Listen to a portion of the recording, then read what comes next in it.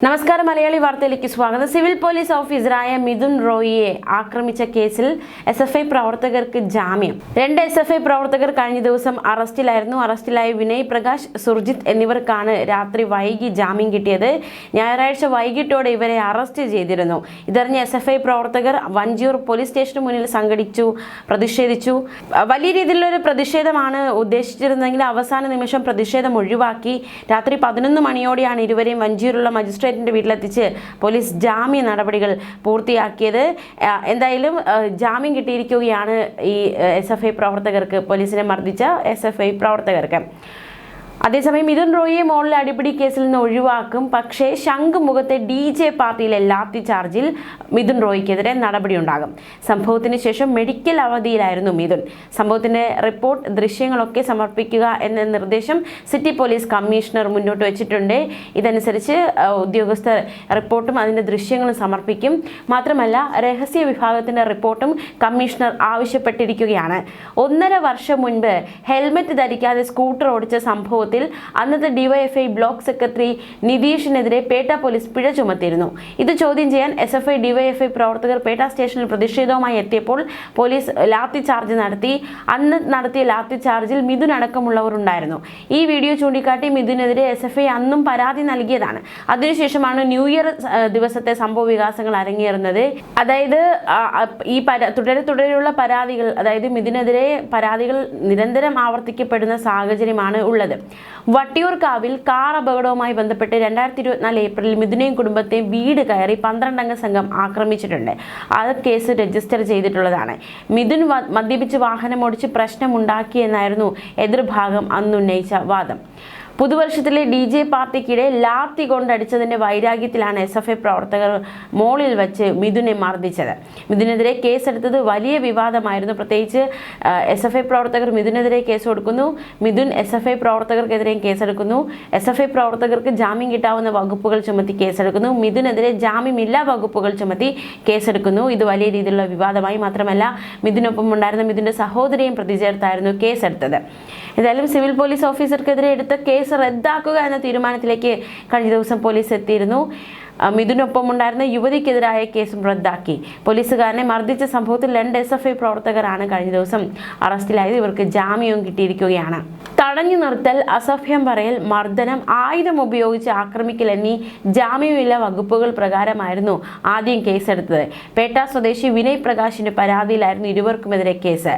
Mithun റോയിക്കെതിരായ case റദ്ദാക്കുന്നതും പരിഗണനയിലാണ്. മർദ്ദിച്ച SFI പ്രവർത്തകർക്കെതിരെ നിസ്സാര വകുപ്പ്, മിഥുനെതിരെ ജാമ്യമില്ലാ വകുപ്പ്. വഞ്ചിയൂർ പോലീസാണ് ഇത്തരത്തിൽ ഈ വകുപ്പുകൾ ചുമത്തിയത്. ഇരുവർക്കുമെതിരെ ഈ ഒരു പോലീസ് നടപടി വലിയ രീതിയിലുള്ള വിമർശനങ്ങളിലേക്ക് നയിച്ചിരുന്നു. ഇതിന് പിന്നാലെയാണ് തിരുത്തലുകൾ വന്നിരിക്കുന്നത്. എന്തായാലും ഈ മോളിലെ കൂടുതൽ ദൃശ്യങ്ങൾ പരിശോധിക്കും. അതിനുശേഷം എന്താണ് സംഭവിച്ചതെന്ന കാര്യത്തിൽ ഒരു വ്യക്തത വരുത്തും. സംഭവത്തിൽ വിശദമായ അന്വേഷണ റിപ്പോർട്ട് സമർപ്പിക്കാൻ ഒരുങ്ങുകയാണ് ഫോർട്ട് ACP. കമ്മീഷണർക്ക് മുന്നിലായിരിക്കും റിപ്പോർട്ട് സമർപ്പിക്കുക. മുൻകൂട്ടി തയ്യാറാക്കിയ ആസൂത്രണത്തിന്റെ ഭാഗമല്ല ആക്രമണം എന്നാണ് നിലവിൽ അന്വേഷണത്തിൽ കണ്ടെത്തിയിരിക്കുന്ന. ആസൂത്രിത ആക്രമണമല്ല. ഷോപ്പിംഗ് മോളിലെത്തിയ മിഥുനെ അവിടെ ഉണ്ടായിരുന്ന എസ്എഫ്ഐ പ്രവർത്തകർ തിരിച്ചറിഞ്ഞു. ഇതോടെ ഇവരും വാക്ക് തർക്കത്തിൽ ഏർപ്പെടുന്നു. അത് കയ്യാങ്കളിയിലേക്ക് നയിക്കപ്പെടുകയാണ്. മിഥുൻ പ്രവർത്തകരെ തള്ളി മാറ്റുന്നത് CCTV ദൃശ്യങ്ങളുണ്ട്.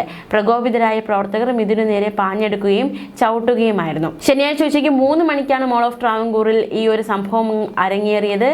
നമുക്കറിയാവുന്നതുപോലെ തന്നെ എന്താണ് ഈ സംഭവത്തിലേക്ക് നയിക്കപ്പെട്ട സംഭവം. ഡിസംബർ 31-ന് പുതുവത്സര ആഘോഷങ്ങളുടെ ഭാഗമായി ശംഖുമുഖത്തെത്തിയ എസ്എഫ്ഐ പ്രവർത്തകരും പോലീസും തമ്മിൽ ഉന്തും തള്ളുമുണ്ടായി. തുടർന്ന് മിഥുൻ അടക്കമുള്ള പോലീസുകാർ ലാത്തി വീശി. എസ്എഫ്ഐ പ്രവർത്തകർക്ക് പരിക്കേറ്റു. ഒരു എസ്എഫ്ഐ പ്രവർത്തകൻ ലാത്തി അടിയേറ്റ് വീഴുന്നത് അല്ലെങ്കിൽ തറയിൽ പതിക്കുന്ന കാഴ്ചയൊക്കെ നമ്മൾ കണ്ടതാണ്. ഇതിന്റെ പ്രതികാരമായാണ് ശനിയാഴ്ച മിഥുനെ സംഘം ചേർന്ന് ആക്രമിച്ചതെന്നാണ് വിശദീകരണം. അതേസമയം കഴിഞ്ഞ ദിവസം പോലീസ് സേനയുടെ ഭാഗത്തു നിന്നും വലിയ രീതിയിലുള്ള പ്രതിഷേധമുണ്ടായിരുന്നു. പോലീസുകാരനെതിരെ ജാമ്യമില്ല വകുപ്പ് പ്രകാരം കേസെടുത്തതിലായിരുന്നു വലിയ രീതിയിലുള്ള പ്രതിഷേധം സേനയുടെ ഭാഗത്തു നിന്നും ഉണ്ടായത്. പോലീസുകാരനെ വളഞ്ഞിട്ട് ആക്രമിച്ചത് അപമാനകരമാണെന്ന് പോലീസ് അസോസിയേഷൻ കുറ്റപ്പെടുത്തി. പോലീസുകാരനെതിരെ കേസെടുത്തതിലും SFIക്കാർക്കെതിരെ ജാമ്യമില്ല വകുപ്പ് മാത്രം ചുമത്തി കേസെടുത്തതിലും അമർഷം ഉണ്ടായി. അതായത് വാട്സപ്പ് സ്റ്റാറ്റസുകളിലൂടെയായിരുന്നു പോലീസുകാർ അമർഷം പ്രകടിപ്പിച്ചത്. അസോസിയേഷൻ വാർത്താക്കുറിപ്പ് ഇറക്കിയതിനു പുറമെ ദ കമ്മീഷണർ സിനിമയിലെ സുരേഷ് ഗോപിയുടെ മാസ് ഡയലോഗ് സാമൂഹിക മാധ്യമങ്ങളുടെ സ്റ്റാറ്റസ് ആക്കിയായിരുന്നു പോലീസ് സേനയുടെ പ്രതിഷേധം അവർ അറിയിച്ചത്. മിക്ക പോലീസുകാരുടെയും സാമൂഹിക മാധ്യമങ്ങളിലെ സ്റ്റാറ്റസ് സുരേഷ് ഗോപിയുടെ സംഭാഷണമായിരുന്നു. സുരേഷ് ഗോപി അവതരിപ്പിച്ച ഭരത് ചന്ദ്രൻ IPS മോഹൻ തോമസിന്റെ ഉച്ചിഷ്ടവും എന്ന് പറഞ്ഞു തുടങ്ങുന്ന സംഭാഷണമാണ് റീലായി കട്ട് ചെയ്ത് അവർ വ്യാപകമായി ഈ ഒരു സാമൂഹിക മാധ്യമങ്ങളും വാട്സാപ്പുകളും സ്റ്റാറ്റസ് ആക്കിയത്. കാക്കിയിട്ടവന് നേരെ കൈയോങ്ങിയാൽ തനിക്ക് നോവില്ല, കൂട്ടത്തിൽ ഒരുത്തൻ ചങ്കുപൊട്ടി ചോരയൊലിപ്പിച്ച് നിന്നാലും തനിക്ക് നോവില്ല എന്ന് മേലുദ്യോഗസ്ഥനെ ചൂണ്ടി സുരേഷ് ഗോപി പറയുന്ന ഭാഗമാണ് ഇവർ സ്റ്റാറ്റസ് ആക്കിയിരിക്കുന്നത്. മാത്രമല്ല ജസ്റ്റ് റിമെമ്പർ ദാറ്റ് എന്ന് പറഞ്ഞ് അവസാനിപ്പിക്കുന്ന ഡയലോഗ് അതുവരെയാണ് ഇത് കട്ട് ചെയ്ത് ബാക്ക്ഗ്രൗണ്ട് മ്യൂസിക്കോടെ പ്രചരിപ്പിച്ചത്. തിരുവനന്തപുരം സിറ്റി പോലീസ് കമ്മീഷണർ കാർത്തിക്കിനെതിരെ വലിയ രീതിയിലുള്ള വിമർശനം കഴിഞ്ഞ ദിവസം ഉണ്ടായി. കാരണം കമ്മീഷണർ CPMന്റെ സമ്മർദ്ദത്തിന് വഴങ്ങി പൊതു ഇടത്തിൽ കൂട്ടമർദ്ദനത്തിനിരയായ പോലീസുകാരൻ മിഥുൻ റോയിക്കെതിരെ ജാമ്യമില്ലാ കുറ്റം ചുമത്തി എന്നതടക്കമുള്ള ആരോപണമായിരുന്നു സിറ്റി പോലീസ് കമ്മീഷണർക്കെതിരെ ഉന്നയിച്ചത്.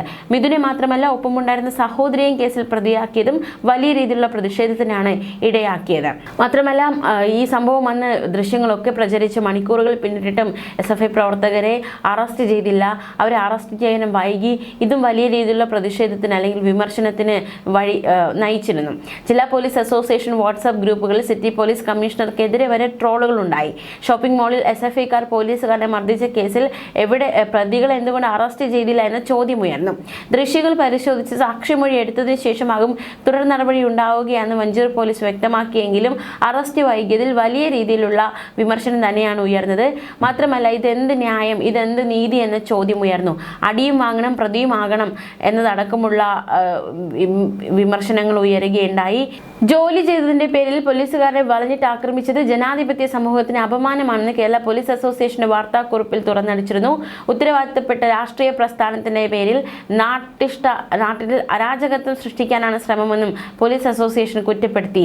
തിരുവനന്തപുരത്ത് നടന്നുവരുന്ന പോലീസ് അസോസിയേഷൻ ജില്ലാ സമ്മേളനത്തിൽ വിഷയം ചർച്ച ചെയ്യാനാണ് ഒരു വിഭാഗം അംഗങ്ങളുടെ തീരുമാനം. എന്തായാലും പ്രതിനിധി സമ്മേളനത്തിലും വിഷയം ഉയരും. തീർച്ചയായിട്ടും നമുക്കറിയാവുന്ന പോലെ തന്നെ ഈ ഒരു വിഷയത്തിൽ രണ്ട് തട്ടിലാണ് ജനങ്ങളായിരിക്കുന്നത്. ഒന്ന്, ഈ പോലീസുകാരൻ ചെയ്തത് തെറ്റാണ്. പ്രത്യേകിച്ച് ആ ന്യൂ ഇയർ പാർട്ടിക്കിടെ നമ്മൾ ആ വിഷ്വൽസ് ഒക്കെ കണ്ടതാണ്. വലിയ രീതിയിലുള്ള ഒരു ലാത്തിച്ചാർജിൽ ഒരു വിദ്യാർത്ഥി അടിയേറ്റ് വീഴുന്ന കാഴ്ച, അതിനർഹിച്ച ഒരു മറുപടിയാണ് മോളിൽ വെച്ച് പോലീസുകാരനെ ഏറ്റത് എന്നതടക്കമുള്ള പ്രതികരണങ്ങൾ സാമൂഹിക മാധ്യമങ്ങളിൽ ഒരു വശത്ത് ഉയരുമ്പോൾ മറുവശത്ത് പോലീസുകാർക്ക് ജോലി ചെയ്യാൻ സാധിക്കുന്നില്ല, അല്ലെങ്കിൽ അവർ ജോലി ചെയ്തതിൻ്റെ പേരിൽ ഇത്തരത്തിൽ പൊതുസ്ഥലത്ത് അടി വാങ്ങേണ്ടി വരുന്ന സാഹചര്യം ഇത് അവസാനിപ്പിക്കണമെന്ന് മറുവശത്തും വാദങ്ങൾ ഉയരുകയാണ്. എന്തായാലും കാര്യങ്ങൾ വലിയ രീതിയിലുള്ളത്. പോലീസിന് നേരെ ഒരു ആക്രമണം ഉണ്ടാകുന്നു, അത് രണ്ട് തട്ടിൽ കാര്യങ്ങൾ നിൽക്കുന്നു. ഈ രണ്ട് കൂട്ടർക്കൊപ്പവും ആൾക്കാർ നിൽക്കുന്നു എന്നതും ഏറ്റവും പ്രധാനമാണ്. ന്യൂസ് ഡെസ്ക് മലയാളി വാർത്ത.